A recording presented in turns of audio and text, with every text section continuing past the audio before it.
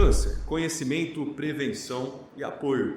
Esse é o tema do nosso Bitaco Podcast de hoje. Seja muito bem-vindo. Começo te apresentando já os especialistas que nós trouxemos para essa conversa. Começo com o Dr. Rodolfo Gadia. Ele é oncologista clínico do grupo Oncoclínicas em Uberlândia.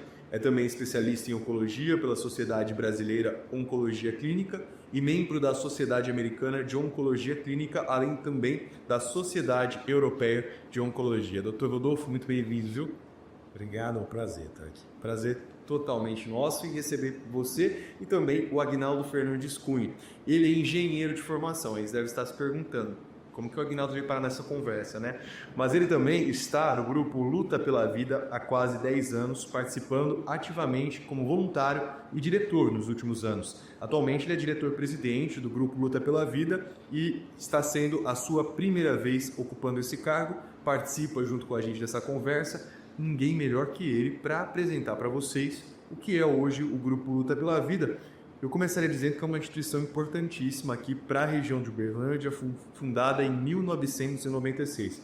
Mas você, Agnaldo, que está lá no dia a dia nessa rotina, eu imagino que consegue descrever melhor o trabalho que vocês fazem, né? É um prazer bom estar aqui com vocês. Realmente o trabalho do grupo, ele remonta a 28 anos, conforme você frisou. E sempre focado no bem. Isso é o grande diferencial para a vida e a nível nacional, né? Nós teríamos aí apenas uma instituição em Curitiba, semelhante à nossa, que faz apoio, né? Complementa o trabalho do hospital da de Curitiba. Quando a gente olha para o tema do podcast de hoje, a gente separa esse tema em 3 tópicos principais, né? E eu começo falando sobre o conhecimento, prevenção, que vai ser também tratado ao longo dessa conversa, e apoio, que o Agnaldo já falou um pouquinho sobre o trabalho realizado pelo Grupo Luta pela Vida. Mas eu imagino que toda vez que algo nos causa medo, conhecimento consegue colocar aquilo numa caixinha bem menor do que deveria, né? Então, acho que câncer não é diferente. É um dado que ainda assusta. No ano passado, segundo o Ministério da Saúde, foram pelo menos 704 mil novos casos diagnosticados aqui no país. Eu imagino que isso impacta a vida de milhões de pessoas, porque tem as famílias envolvidas dentro disso também. Mas o conhecimento tem mudado um pouquinho essa realidade. Doutor, falar de câncer é uma conversa que ainda assusta, mas não deveria ser assim, né? É interessante, principalmente porque quando você fala em conhecimento, eu acho que nada melhor do que a gente perder um pouco o medo, o receio e ter menos sustos com uma situação, ou uma doença, ou alguma consequência, né, ruim dessa doença, que conhecer a própria doença, né? Então, eu acredito que o conhecimento ele é fundamental na jornada de todo mundo, do paciente, do médico, ou de todo o agente de saúde envolvido e de toda a sociedade, né, que dá esse suporte. Conhecer. Dentro desses números, existe algum que causa uma incidência hoje nos pacientes aqui no Brasil, algum tipo de câncer? A incidência, quando você falou que está mais de 700, subiu, e a tendência é aumentar. Então, se a gente observar todo ano, ela vai subir um pouco. Baseado principalmente em quê? Em que a gente está envelhecendo, ponto. Tem mais pessoas no mundo, chegamos já a 8 bilhões, passamos de 8 bilhões de habitantes no mundo, então tem mais gente e a gente está vivendo mais. E isso já é uma boa, vamos dizer assim, consequência do desenvolvimento e conhecimento, de melhores hábitos de vida, melhor alimentação, vacinação. Então a gente está vencendo fronteiras que antes muita gente já aplicavam nela, tipo a mortalidade infantil ou a mortalidade pós-parto, depois a questão da desnutrição crônica, depois das infecções graves. Isso tudo a gente vai evoluindo, só que a gente vai pagar o preço de ter doenças crônicas, de cronos do tempo. Doença crônica é doença que vem ao longo do tempo, e câncer é uma doença crônica. Salvo umas poucas exceções de doenças do sangue, mas a maioria das neoplasias que a gente fala, cânceres, eles são causados pelo acúmulo, aí entrando já numa parte conceitual, de um acúmulo de mutações. Vai errando lá vamos dizer assim, a receita do bolo que toda célula tem. Para ter uma receitinha lá para formar, pegar os ingredientes e formar as proteínas. Enfim, de uma maneira bem simples para o pessoal entender. Errou a receitinha, mudou lá uma colherzinha de chá de alguma coisinha, ou pôs uma um ingrediente a mais, vai formar o produto final de forma errada. E esse produto final formando errado, mesmo que seja a longo prazo, pontinhas, o resultado final defeituoso, aquilo acumulado dentro da célula em longo prazo, isso é o câncer, causou câncer. Principais incidências, hoje é o câncer de pele, não melanoma, que é o mais comum mesmo entre homens e mulheres, principalmente pelo excesso de radiação que a gente tem em todas as estações, certo? E a nossa pele está exposta todos os dias. Só que, graças a Deus, é um câncer muito, muito curável, altamente curável, ainda mais com campanhas de prevenção, descobrir em fase precoce, quase todos os tumores, né? Se descobrir numa fase inicial, cura-se quase todos. Eu costumo usar uma frase, todo câncer tem cura. Ah, mas como assim? Se a gente morre de medo, escuta aí da televisão fulano que morreu, a gente tem esse estigma no câncer, para o câncer é igual à morte. Não, está melhorando demais. Mas enfim, todo câncer tem cura, vírgula, desde que seja descoberto em uma fase inicial, que é onde quase todos vão ser curados. Ao mesmo tempo, quase nenhum câncer é curável desde que ele seja descoberto ou passou do tempo. É o que a gente fala da metástase. Então, olha que interessante a dicotomia do câncer. Então, onde que está a chave para a gente curar o câncer? Ir atrás de pesquisa, desenvolver remédios, isso é bom, muito importante. Mas aqui, a gente vê que o sucesso aqui não é tão impactante, é caro, e não vai ter um impacto maior se a gente for nessa ponta e investir muito em prevenção. Prevenção é a chave em que você vai baratear demais a própria jornada do paciente, diminuir sofrimento e aumentar a cura. Descobrir ela no comecinho. Então, câncer de pele, em mulheres câncer de mama, em homens câncer de próstata. Esses são os mais... Aguinaldo, eu resumiu o podcast, esses 3, 4 minutos já, estou quase me despedindo já, agradecendo a participação do pessoal, e agora? Mas eu acho que muito do que causa dúvida, né? A palavra câncer, ela até está na rotina das pessoas, mas entender o que é câncer, como prevenir, que eu acho que ainda falta um pouco de conhecimento. Muitas vezes acho que é pelo medo que as pessoas têm, né? Um olhar muito ainda cheio de tabu em cima dessa doença, não é não? Você não concorda? Eu penso em concordo no outro dia e acrescento que isso é muito cultural, né? Você fala para as pessoas, vão fazer a prevenção. Aí vem o câncer de próstata. O homem já tem o preconceito, já começa por ele. Vira piada, né? Você quase que tem que pegar o cidadão pela orelha e levar lá. Também no caso das mulheres, nós fizemos agora, lá no Luta pela Vida, que é uma instituição que depois nós vamos falar sobre, mas nós julgamos na mídia que estávamos fazer mamografias, por exemplo. Vieram 1.600 pretendentes. Apenas 800 efetivamente se submeteram ao queso. Fizemos um multidão de dermatologia. Via 800 pessoas, 400 demonstraram operações, voltaram na rede. Então, como essa cultura, o pessoal precisa de ter, eu não sei se foi o Chile, o Nadir deve se lembrar, o governante obrigava o pai, né, a levar a criança na escola, por exemplo. Se não levasse, ele era até preso. Então você fica assim, pensando, o que seria, como é que poderíamos ajudar? Incentivar, né? Incentivar isso. É que eu falo muito bem, vamos fazer a prevenção. A prevenção você vai pelo menos quase que o que você falou, incentivar ou questionar a pessoa ou provocá-la. Campanhas também, né, João? Tem aumentado, né? Porque que foi muito interessante. Aí como fazer? Disseminar a informação, incentivar e falar os negócios, podcast, vários outros, e aí os meses, né? Aí Outubro Rosa, Novembro Azul, aí vai indo, né? Tem o mês do câncer de pele, que é agora em dezembro, e aí vai indo, de cabeça e pescoço, e todo mês a gente escolhe o mês para falar daquele tipo de câncer e vamos emitir todo ano até a pessoa entender da importância. Da rotina, né?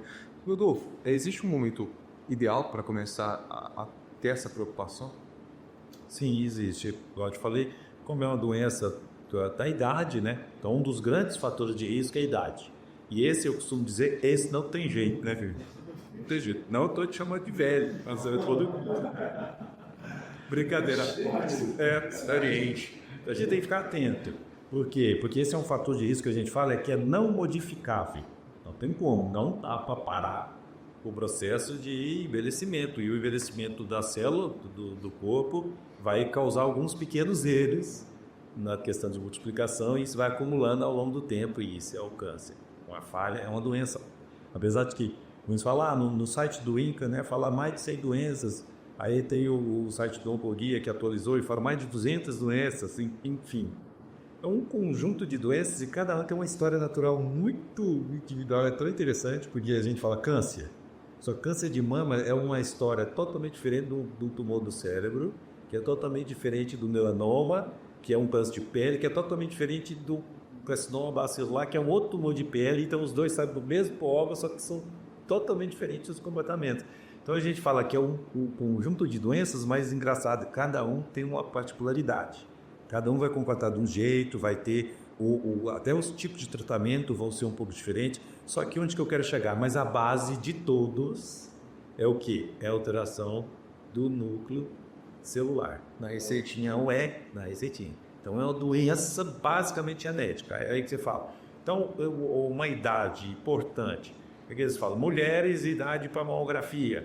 Tem uma certa discussão, mas enfim, 50 anos é que eles falam que é o impacto, entre 50 até 69, 50, 69 é o impacto maior em mortalidade, a mulher ficar atenta, mas eu não tenho nada, nem história familiar, na minha família não tem câncer, mas vai lá e faz o seu consulta e faz a sua primeira foto da sua mama, que a gente brinca, eu falo que é a mamografia, só para ter uma noção dela normal. E depois você pode ir acompanhando, e às vezes o acompanhamento é a cada 2 anos, o que se também todo ano. É lógico que aí tem as suas particularidades. Aquela mulher com alto risco, que tem uma história de câncer na família, ou que, aí é que entra a questão que a gente pode mudar. Enfim, a idade a gente não muda, então fica atento para fazer esses exames. O que a gente pode mudar? Hábito de vida. E esse, por incrível que pareça, é o que são os responsáveis por, em média, 80% de todas as causas de tumores hoje, a gente pode modificar. Você fala, nossa, então a gente meio que está correndo atrás dessa doença? Sim. Só um exemplo, se amanhã não tem mais cigarro no planeta Terra para ser vendido, com a mágica, né? Joga um pozinho aí do bem, acabou o cigarro. Vão passar aí 2, 3 meses, muita gente vai ficar nervoso, vai ter irritação, gente com insônia, brigando, aumentar o consultório psiquiátrico, psicológico. Remédio, ótimo, vai ser aquela primeira fase, né? Daquela assim de abstinência mais pesada, mas eu garanto, ninguém vai morrer. Aí vai passar por essa fase. Depois, a longo prazo, não tem mais cigarro. Então ninguém fuma mais no planeta. Depois de um certo tempo, 1/3, olha esse número, 1/3 da pizza lá dos tumores não precisariam existir entre a gente. Vão sumir. Se for pensar por esse lado, vai se falando, nossa. E uma outra causa principal também hoje, alimentação. Então, eu pica desde não morrer pela pouca. Aqui é um pouco mais jovem, né? Você é jovem, beleza, está saudável, não se preocupar com o câncer agora, ótimo, porque a sua idade te protege. Mas olha o que você está fazendo a partir de agora, durante 20 anos, porque para ter doença grave e dura, igual o câncer, a gente tem que ser disciplinado, tem que ser quanto mais para agredir o corpo para ter uma doença ruim. Do mesmo jeito que a gente tem que ser disciplinado para buscar a saúde. Então, vai agredindo seu corpo, né? Com alimentação ruim, falta de higiene do solo, sedentarismo, que é não fazer atividade física, é diferente, a atividade física hoje é um remédio importante. O sedentarismo é uma outra situação que só de estar parado aumenta as chances de ter câncer. Obesidade, que é a consequência disso, olha só, eu falei coisas simples, né? Se fazer, tirar 20 anos e tal, e aí ele vai acumulando a longo prazo, 40, 50 anos, a gente pode ter um câncer. Eu vi notícias na TV que nos Estados Unidos eles estão começando a publicar advertências sobre o consumo de bebidas alcoólicas. Que entra também em fatores de risco modificado. O álcool, beba com moderação. Só que é tão delicado essa informação porque parece que hoje não tem uma dose segura de álcool mais. Aí você fala, ai meu Deus, mas e aquela taça de vinho, um cálice de vinho diária? Pode proteger? Sim, pode proteger. A questão é que quem vai ter a disciplina e se tem aquele hábito de tomar só um cálice. A grande questão é que a gente ultrapassa o nível de segurança. E a questão do vinho é o vinho tinto que protege mais as artérias do coração, que é lá os resveratrolpeixos, desculpa, né, de antioxidantes, ou essa pressão, eles estão na casca da uva, não é no óleo. Aguinaldo, mais um episódio agora, já deu 2 episódios aqui do Evitar Podcast, esse comecinho de conversa, como é que faz, Aguinaldo? Vou te falar, eu acho que quando a gente pensa no câncer, causam muitas dúvidas e eu fiquei pensando a questão do histórico familiar. Existe essa relação do câncer ser hereditário ou não? Existe. Em média 20%, é um número assim, né, que todo mundo fala, que é o câncer hereditário, é aquele que essa alteração genética, e às vezes não precisa ser ao longo do tempo, mas essa falha na receita, a receita vem de família, só que essa receita vem com uma falha lá atrás, aí todo mundo vai repetindo, essa receita ela aponta ali. Isso, então ela vai passando de maneira hereditária.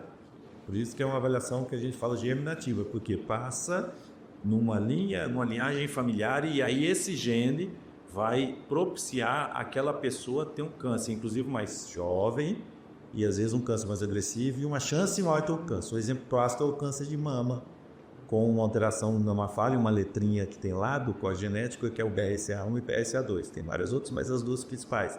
Isso passa de mãe para filha, às vezes gerações saltantes, mas às vezes passa na linhagem familiar entre homens e mulheres, inclusive.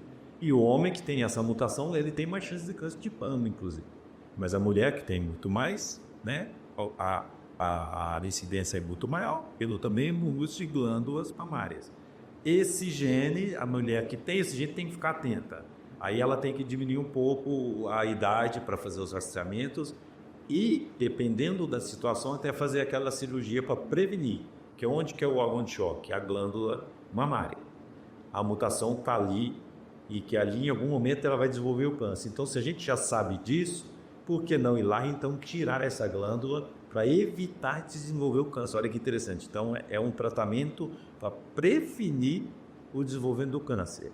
E aí vai lá e tira a glândula mamária e depois faz a cirurgia de reconstrução. Falamos um pouquinho sobre essas informações e eu fico imaginando também a importância das pessoas sempre verificarem informações verídicas sobre o câncer ou qualquer outra coisa que está da nossa volta do mundo, né? Mas muitas pessoas ainda se apegam muito a mitos. Existe isso, o paciente chegar no consultório com alguma situação que por anos foi considerado ali um mito, mas mesmo assim as pessoas ainda acreditam que é uma verdade por conta do câncer. Esse é um problema, né? E parece que hoje está pior. Mas eu estava vendo, inclusive lendo um livro muito interessante, que na realidade essa coisa de mito, de ir atrás, fofocas, né? O muda o termo, é a pós-verdade, que é bonito, né? Ou fake news, enfim, e sempre teve na humanidade. Fake news, desde a época lá, 2000 anos antes de Cristo, teve um que saiu lá no deserto, subiu uma montanha, e ficou 40 dias lá em cima da montanha, ou logo fofoca lá embaixo. Fake news, não, morreu isso, aquilo, vamos uma outra história. Enfim, isso faz parte da humanidade. Hoje a gente tem a impressão de que aumentou mais, parece que está mais exacerbado. Eu acho que é porque a gente tem mais acesso às informações, então é tudo instantâneo. Você vê que a gente não entrou com o celular aqui, já pensou, senão dá tudo via fio também. Precisar. É uma coisa impressionante como é que a gente está vinculado a esse tipo. Então, o que é o grande desafio? É saber, então, porque não tem como evitar isso, mas é se saber acessar a informação correta. É saber usar a mesma ferramenta para ir atrás, para desmistificar. Mas com a mesma ferramenta, dependendo do que a gente quer encontrar, a gente vai afundar ainda mais mitos e pós-verdade. Isso aí, só encerrando esse assunto, gera o quê? Ilusões. Há o perigo disso, desvio de tratamento. Quantas vezes a gente não vê lá no hospital do câncer, a pessoa vê que está difícil mesmo, mas é difícil pela questão da doença. Não é? E o tratamento falha mesmo em muitas situações. Aí a pessoa, tudo que ela quer, ela está vulnerável. Tudo que ela quer é escutar de alguém, pode ser o vizinho, a tia, a avó, um outro médico, enfim. Ela quer escutar, não, isso aqui agora vai dar certo. Então eu vou te curar. Nossa, ela escuta isso, ela faz o que for, ela mergulha nesse mito. E ela vende tudo, entrega tudo e tratamentos com vários mitos. E o mito também de que tudo dá câncer, E aí deixa a pessoa muito ansiosa, muito estressada aí piora também os posição, né? Não vive. Ou aquele que está tratando, e aí vem um mito também que tudo isso pode acontecer e pode piorar a sua vida. Aí ela se sente culpada, e aí ela adere menos ao tratamento. É tão interessante essa questão do aspecto mental, psicológico durante a jornada do paciente que trata de câncer. Hoje é cada vez mais importante, digo mais. Ele é fundamental para a gente ter sucesso do nosso remédio. Se a mente não estiver boa, isso. E tá aí o principal desafio, né? Eu acho que dos voluntários do Grupo Luta pela Vida, conseguir acompanhar de uma maneira efetiva para trazer mais saúde, essa saúde mental durante esse tratamento. Como que o paciente chega no hospital hoje? Ele pode ir pelas vias normais, né, da rede pública. Ele chegando lá, o SOS chega debilitado, né? Como diz o povo, mentalmente, a gente verifica o seguinte, que a pessoa, um fator muito importante, quando você se viu, é o caso do desamor. As pessoas chegam com outros problemas, e isso parece que acelera os processos cancerígenos. Ela chega necessitando de um carinho, do desvio, aquela humanidade que os nossos colaboradores e principalmente os voluntários dedicam a ela, sabe? A minha esposa já está no hospital daqui a uns 12 anos, antes de eu entrar, já estava lá. E ela se dedica naquele dia, vai nas instituições, arrecada as doações e serve a pessoa de maneira diferente. Um exemplo é o cuidados paliativos, ser cuidados paliativos. A pessoa entra lá no cuidado paliativo, evidentemente o tratamento não deu certo, né? Ela está ali no final de vida, quando você se... Acontece que ao ser acionada, recebida, acolhida, ela começa a pensar o seguinte: poxa vida, o mundo não é tão bonito como eu pensava, não? Existem pessoas boas que estão aqui se dedicando ao seu quê, né? Nunca vi, não conheço. Isso é um fator, nós estamos verificado, extremamente importante na recuperação da pessoa ou no atraso do destino final. E tivemos lá, não gosto de falar isso não, porque engenheiro, você sabe, gosta de estatística, mas teve uma determinada época, nos últimos 2 anos e meio, que nós tínhamos 2% dos pacientes saindo pela porta da frente. Ele paciente entrou assim, mas saiu, não, mas da esquina e já faleceu. Sim, pode acontecer, mas ele sai, não é que chama aquele estado que você tem, logo depois do tratamento, você fica 5 anos ainda. Então, a pessoa sai ali e fica vivendo a vida, vou dizer, normal, entendeu? Existe esse percentual. Nós não temos ainda isso exatamente, por isso o importante é que você tenha esse aspecto da humanidade. Existe isso, o câncer é suscetível a esse sentimento. Não sei se já posso falar assim, mas Agnaldo, eu imagino que voluntário já esteja acima do que engenheiro aí na sua trajetória dentro do Grupo Luta pela Vida. Queria saber de você se teve algum caso que mais te marcou, aquele caso que mudou a tua relação, o teu desenvolvimento ali dentro do teu trabalho como voluntário. Eu vou ter que falar, né, isso um pouquinho, né, que a vovó e a mamãe passaram por esse processo de maneira crucial. Eu também passei por motivo câncer maligno, mas tive aquele... Mas isso já te dá um inicial, fala, puxa, e agora, né, SUS? Aí fizemos a prostatectomia radical, né? Então, mas estamos sempre depositado hoje, já tem 17 a 18 anos, mas tem infecções, é aquilo tudo. Então, isso foi impactante. Agora, com relação ao processo nosso dentro do hospital, me impacta muito a surpresa das pessoas. Eu chego, por exemplo, nós temos 27 cidades que nos dão assistência, eu cheguei em Monte Carmelo, por exemplo, e disse lá rapidamente que tinha deixado a minha vida particular, minha consultora que tinha 50 anos, para me dedicar a esse trabalho. O prefeito ficou, e as pessoas ficaram realmente surpresas, pode dizer, mas aí eu falei pouco, hein?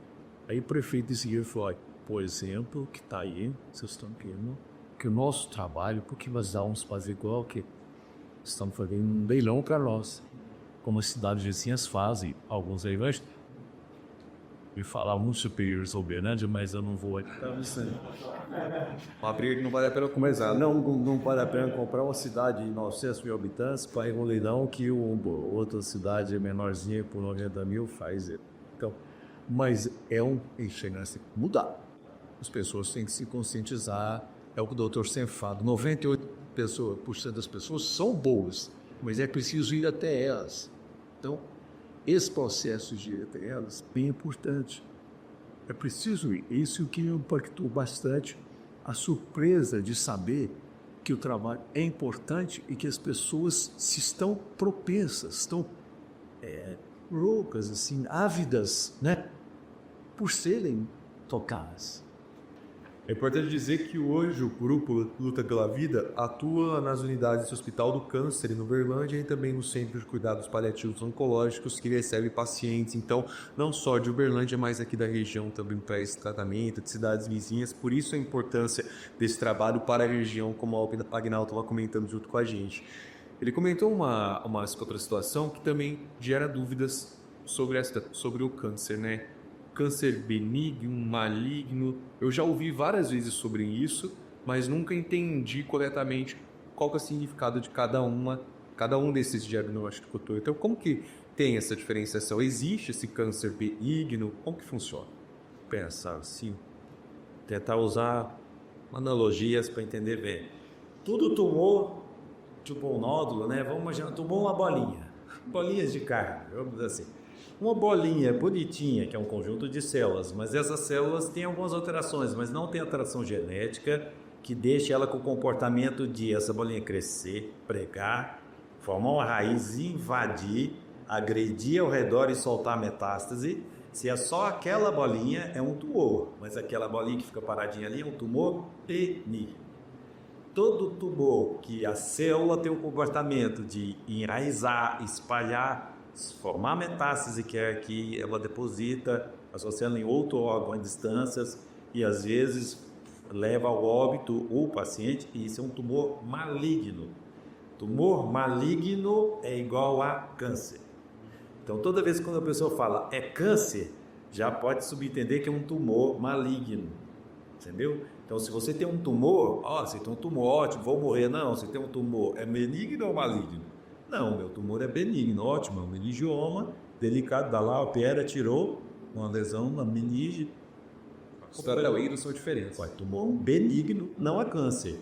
Então, 100% de cura. Às vezes tem alguns tumores benignos que crescem em alguns locais que causam um pouco de desconforto, mas ele não enraiza, não invade, não agride o seu tecido em volta e não solta metástase. Isso é um entendimento até interessante, né? E hoje o diagnóstico de câncer é feito através de exames?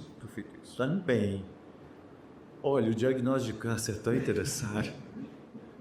O futuro, assim, que eu penso, é fazer um diagnóstico em nível celular. Já pensou? Eu acho que aí é que está um grande desafio, está todo mundo estudando isso. É o quê? Aquela pessoa, mas antes a gente tem que ir no hábito de vida. Tudo é aquela questão, aquele cara que fuma, então vamos olhar o cara que fuma, esse pode ter um câncer. Então, para fazer diagnóstico precoce de câncer, melhor do que ir atrás daquele que pode ter um câncer, é você fazer coisas para você não ter um câncer. Mas enfim, aí aquele que fuma tem uma grande chance de ter um câncer de pulmão. Aí o que o pessoal tem feito? Exame. Você perguntou. Então vamos fazer tomografias de baixa radiação desse pessoal e acompanhar eles para ver se ficar batendo essa foto do pulmão até a bolinha tá lá pequenininha para a gente pegar ela numa fase que operou e curou. Por isso que mas a grande maioria dos tumores de pulmão são altamente mortais. O câncer de pulmão mata hoje no mundo mais do que toda a mortalidade, falando de mortalidade, não incidência, toda a mortalidade do câncer de mama e próstata junto. E cólon também, os 3 principais cânceres de incidências, vamos imaginar assim. A mortalidade deles, o de pulmão, quando pega, mata mais do que eles 3 juntos. Por quê? Porque uma pessoa que fuma, olha que interessante, que não só o exame vai resolver. Porque aquela pessoa que fuma 10, 20, 30 anos, ela é um tossidor crônico, ele é um inflamado crônico, então ele vai vir tossir. Ele vai pegar uma gripe, vai ficar mais forte, pegar uma dengue também, e fuma, dana tudo. Mas enfim, então ele mistura os sintomas dele, do cigarro, com e negligencia. Então, não, eu estou tossindo mesmo, estou fumando e estou tossindo. De repente ele tosse um pouco mais e dói. Às vezes ele tosse e escapa um pouco de sangue. Aí ele assusta e vai no médico. Quando ele vai no médico, o tumor já está lá há 2, 3 anos.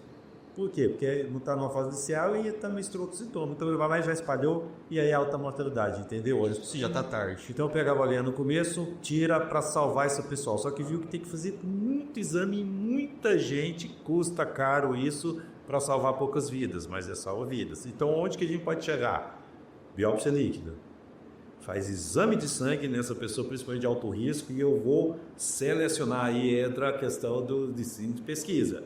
Então é conhecer, prevenir, e aí o Instituto de Pesquisa também que tem no Grupo Luta pela Vida, que isso é fantástico, também tem que fazer o quê? Aí eu tiro o sangue, seleciono lá e vejo algumas células que possam ter já esse comportamento. Células, eu ainda nem sei onde está nascendo, mas já tem células da corrente sanguínea.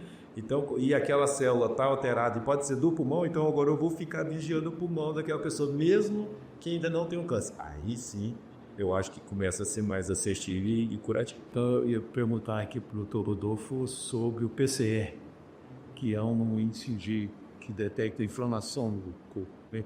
Seria um índice para, conforme eu pergunto do João, para detectar um início de algum tumor maligno?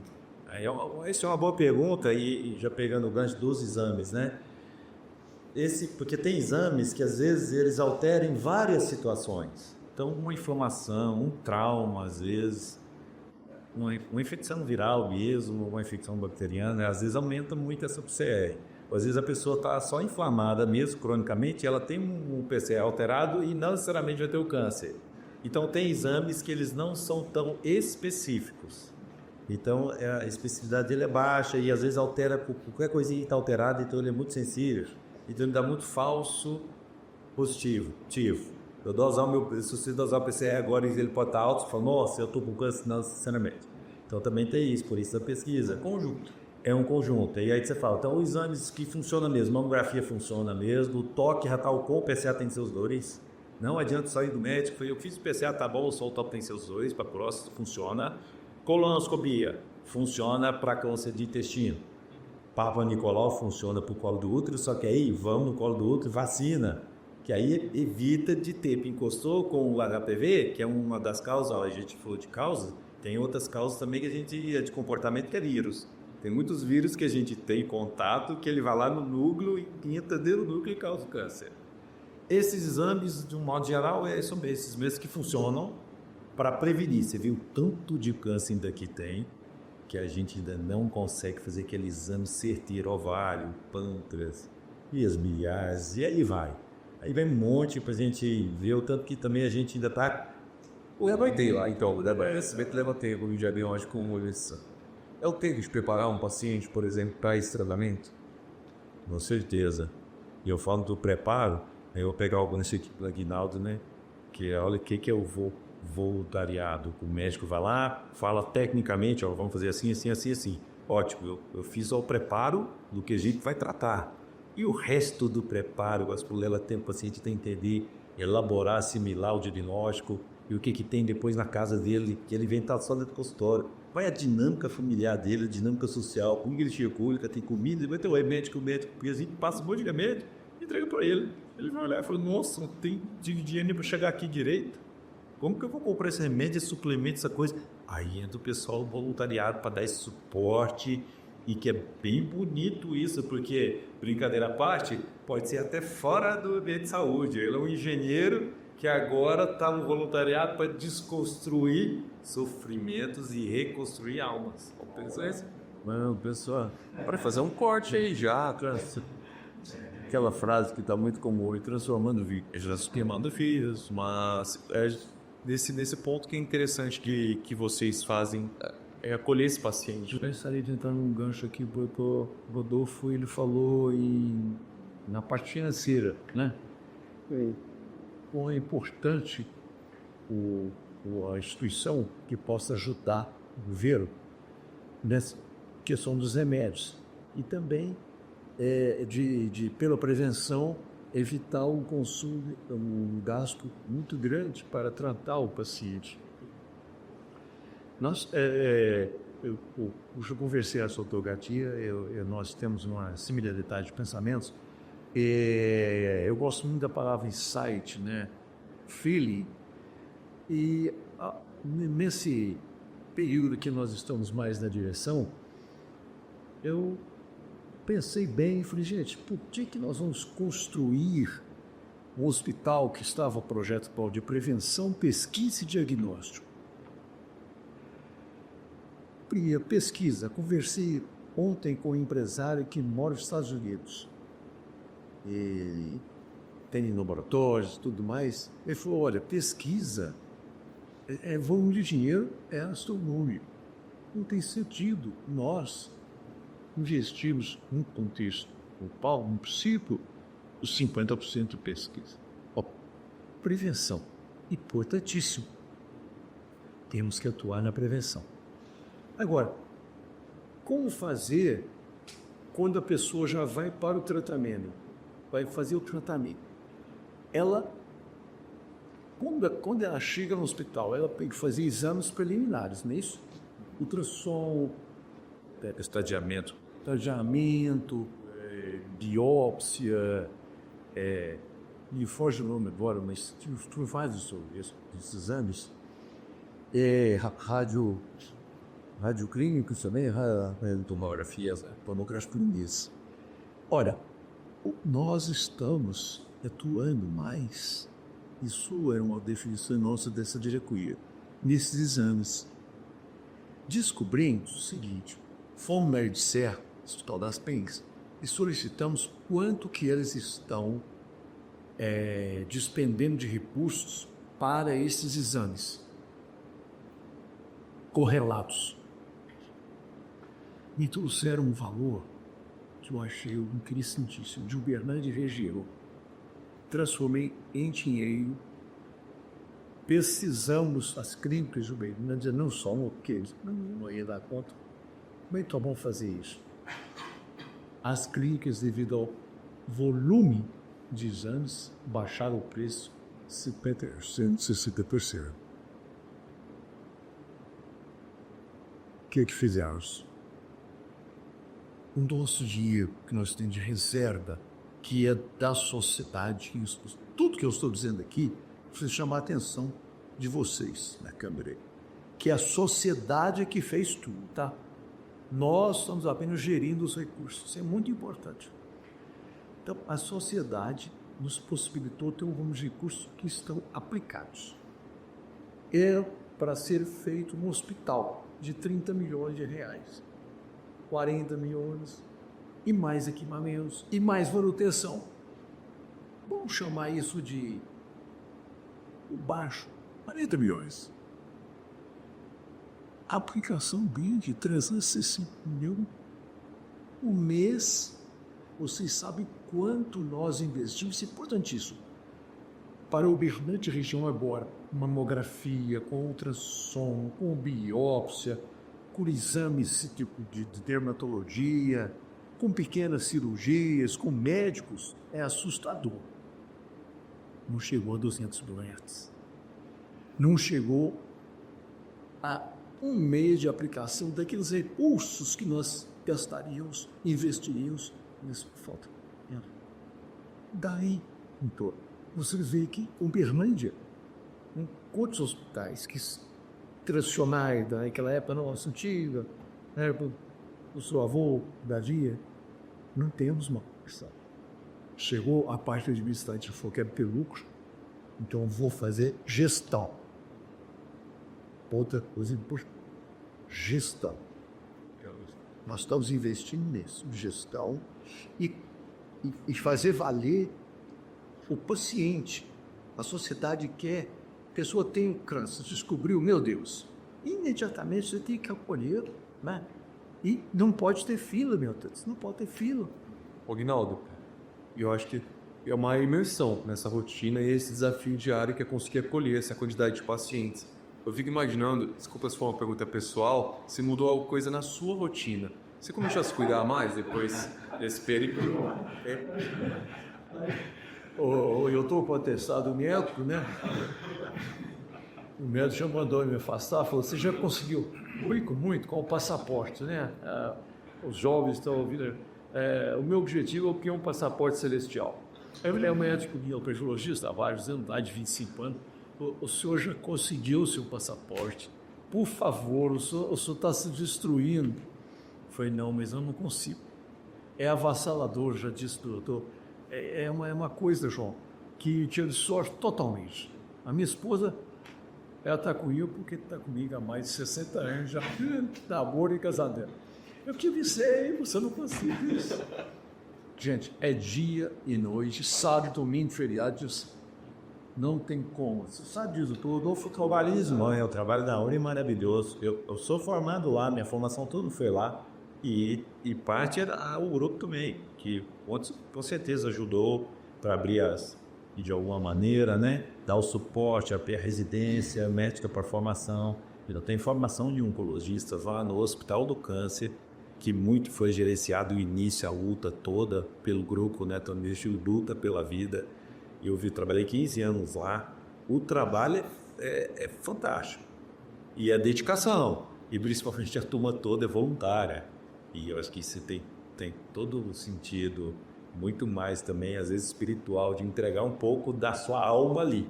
Muda um novo padrão de vida. Todo mundo tem a sua vida, a parte, e entrega a outra parte ali, e aí vira tipo um sentido mesmo, de um propósito. Isso é quando isso. Desde que eu assumi, eu falei para a diretoria. Transparência, coesa, credibilidade, as nossas moedas, isso tem um impacto grande na sociedade. O doutor sabe que, ele me falou, 98% das pessoas são boas. A gente que faz aqui, não sei como discutir isso não, porque não é nada. Então, se você busca pureza, transparência, credibilidade, se dedica, ter volta a isso, com disciplina, isso tem um impacto muito grande. É avassalador. Então, vocês, a assessoria de imprensa dos mais malvados que é melhor. Exatamente. Os 2% que está fazendo coisa errada é que parece que aparece mais, mas está todo mundo fazendo coisa boa. Tinha que merecer esse destaque de 98%, né? Mas ainda bem que conseguimos fazer isso. E conversas como essa aqui no Bitar Podcast, que eu acho que ajuda muito a gente mostrar quais são os outros caminhos, né? Tirar desses 2%. O Martin Luther King já falava isso é tão interessante, né? Que o que preocupa ele mesmo, é o silêncio dos bons. Não é o grito dos malvados, corruptos, daqueles que fazem a ira, a guerra, a discórdia. Não. Tá todo mundo falando, vai lá. Então, a pessoa que está fazendo o bem, vai tranquilo, continua firme, vai mais lá e fala o bem que você está fazendo. E chama mais gente. A gente está caminhando quase para o final já dessa conversa do Bitar Podcast, mas eu não queria terminar essa nossa conversa sem antes fazer uma pergunta que eu acho que se torna também compromisso de cada um que está acompanhando o episódio de hoje. É o apoio importantíssimo na vida emocional de um paciente com câncer. Esse paciente pode estar muitas vezes muito próximo da gente, dentro da família, ou até mesmo algumas vezes alguém que a gente conheça.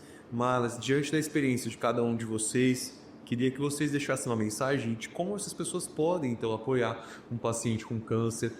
Acho que tem uma informação aqui, segundo dados de 2020, cerca de 30% a 50% de pacientes oncológicos desenvolvem alguma comorbidade psiquiátrica depois do diagnóstico. Eu acho que esse apoio empático se torna fundamental para diminuir esses outros riscos, né, doutor? Por isso a equipe multidisciplinar, né?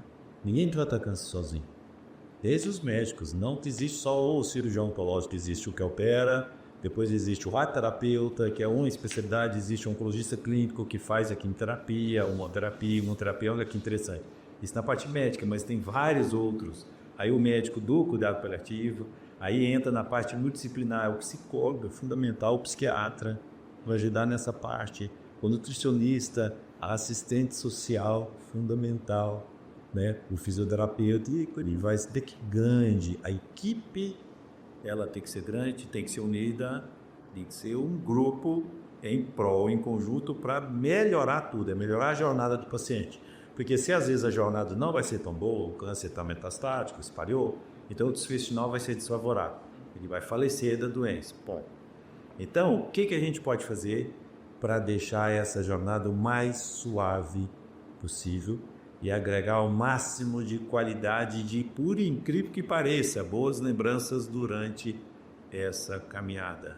Inclusive impactar até nos familiares de pessoas que, inclusive, que aí o parente faleceu, mas nunca esquece, tem o sofrimento, mas ele vai sempre se ressignificar esse sofrimento e vai lembrar da coisa boa que recebeu de ajuda de uma ONG, de um grupo, o apoio emocional. Isso é fundamental, porque aí são famílias que estão sempre agregadas e depois sempre também querendo continuar ajudando nesse processo. Então a mensagem que eu deixo é e que todo mundo fique unido mesmo, porque é uma doença que faz parte mesmo, faz parte de todo mundo hoje. Se a gente for perguntar quem tem uma história de câncer na família, todo mundo hoje já tem, está bem pertinho, todo mundo já tem uma experiência.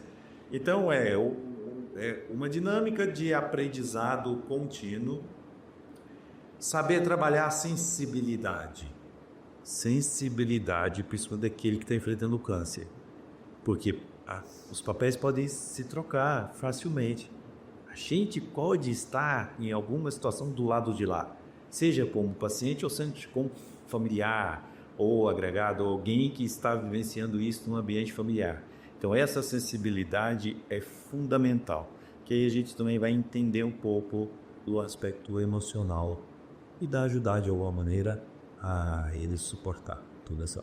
Ajudar. Agnaldo, quero saber de você, então, quando termina o trabalho de voluntário? Quando você chega em casa, aquela sensação que seu dever está cumprido? Jó, eu vou brincar um pouco. Eu acho que o meu trabalho não termina quando eu chego no casa, não. Tem terminado uma vez. Você sonha, né? Deus te faz sonha. Não, a verdade é que, aliás, as melhores filmes são pela madrugada, né? Eu tenho um bloco ao lado da cama com a caneta e eu vou anotando de madrugada o que é preciso ser feito, né? E eu concordo com o doutor Gadia, realmente a sensibilidade é tudo. Nós precisamos nos unir contra o câncer. A sociedade precisa se conscientizar que câncer é democrático. Raça, religião, cor, financeiro, democrático.